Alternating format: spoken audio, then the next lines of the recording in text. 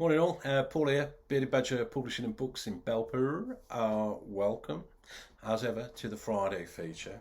If you're not familiar with it, hang your head in shame. But, only momentarily, I'll tell you what it's about. It's me waffling on about books, which I do all the time, but I do it in front of a camera on a Friday. Now, normally I have a Wednesday waffle, but I haven't this week, because to be honest, I just ran out of time and I'd been waffling all day and I thought, I can't waffle anymore. I'm waffled out. So let's have a waffle on a Friday feature. First book I'm going to talk about is this one. Broken Greek, Paphides, who is a Brummie. I'm not a Brummie, I know it sounds like I am. I'm from the Black Country, which is like an educated Brummie. But, you know, honestly, trust me on that one. So this book's actually a fantastic book. It says the byline is a story of chip shops and pop songs. Now, Pete comes from a Cypriot, Greek/Cypriot background. His mother was from Greece, his father from Cyprus, and they came over to the UK, owned a chip shop, as a lot of Greek people did. In fact, my local chip shop in Tipton, where I grew up, a leafy suburb, was known as the Greeks for a while. Anyway, that's another story for another day. So the book's it's a little bit about chip shops, but it's also about pop music, and it's about that sort of. In fact, a friend of mine, Steve Madge, who's a great artist, so you need to follow him on Instagram, Steve Madge Artist or Steve M Artist. Wonderful artist, superb. But he commented to me on it that it's a book for people about vintage. And I can go with that, you know. We like good wines, and it is. It's. You know, if you were one of those people that used to use your pocket money to buy a 7-inch record, go down to Woolies or Paphides, which I don't know if that was a West Mids thing, but it was certainly, there was one near us in Wednesbury, and you'd pick your record off. You know, I can't remember how we were now, but buy a couple of 7-inch singles. For me, I used to write my name on them because we used to take them to the school disco, and DJ Pete Ingles used to spin them, and then you'd collect them at the end of the night. Weird thing, but go on. And that's what this book's about. It's about that whole, you know, I don't know if I look back at it with romantic tinted specs or what have you, but there was something about the pop industry then, and about backing your band and how your taste evolved, and you could measure that through your record collection. You know, if you look at, that's why I always get annoyed when you see these pop stars. Oh, what was the first record you bought? And they say something like, oh yeah, it was I Am the Walrus by the Bee. No, it wasn't. It was probably Agadoo or something by Black Lace. And that's what this book's about. It's about that sort of, that cheesy pop, and then how it evolves into what then becomes your taste and fashions and all sorts of stuff. It's a real coming of age, if you like, biography about that. And as I say, set in Birmingham, so it's kind of my neck of the woods as well. In fact, Pete's, one of the chip shops that they owned was right next to Sandwell Hospital in West Brom, where my mum worked. So we've been in that chip shop, the threepenny bit. It was a cool little hexagonal building, really cool place. There was one similar in Tipton called the Ponderosa. Anyway, so yeah, get on that one. It's a I'm about 70 pages off the end of it. Thoroughly enjoyed it. It's £9.99, Quercus Books. Definitely recommend that one. Great job. So the next book I'm going to talk about, God, I've been going nearly 4 minutes already, is this one. Richard Brautigan, Sombrero, Fallout. One of the best books I've ever read in my life. Simple. It's such a good book. I often get asked, who's your favourite writer, what's your favourite book? And it does vary, because, you know, there's so many great books out there, but this will always be in my top 2 or 3, along with, you know, books like Hunger by Knut Hamsun and Ask the Dust, John Fante.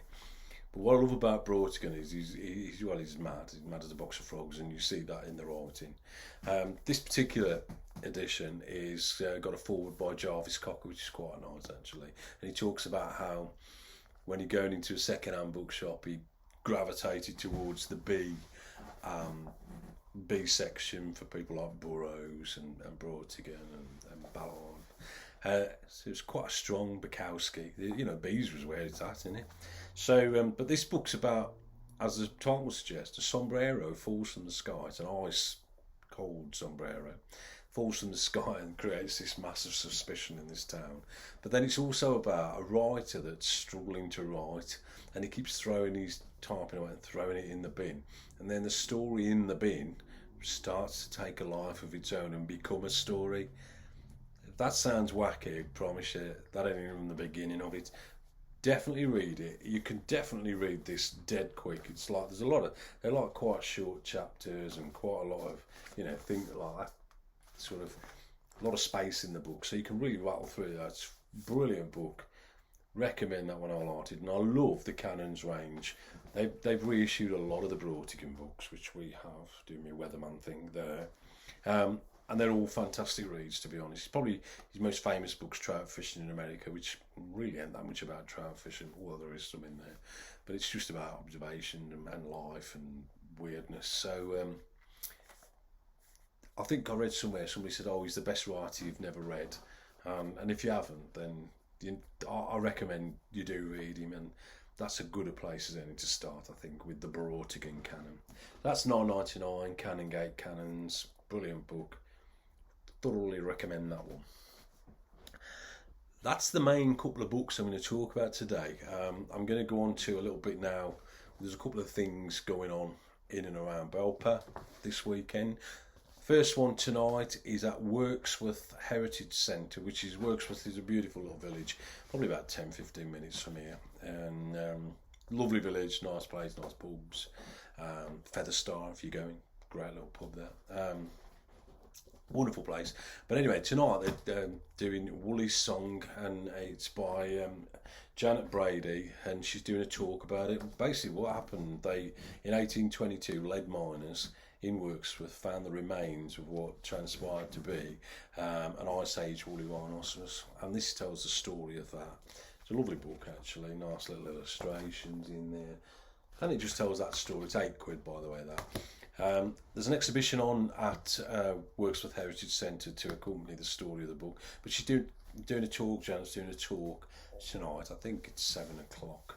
But it's on Wirksworth Heritage website, have a look at that. I think you have to buy a ticket in advance. But that might be worth going along to if you're into a little bit of local history with a company book. You can buy one here from here first. We've got a couple left in stock. So that's one thing. And while we're on the theme of local history, it would be rude and improper of me not to mention this one, The Belper Moo, by the wonderful Carol Brewer. And Carol is absolutely wonderful.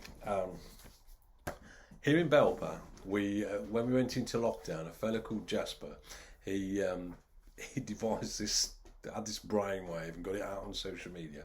Right, 6:30 every night, we're going to moo out the window, out the door, and people did. It was crackers.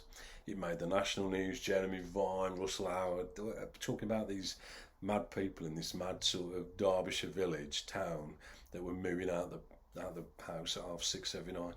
And this book kind of chronicles that madness. So in many ways, this will be a nice little piece of local history, I guess.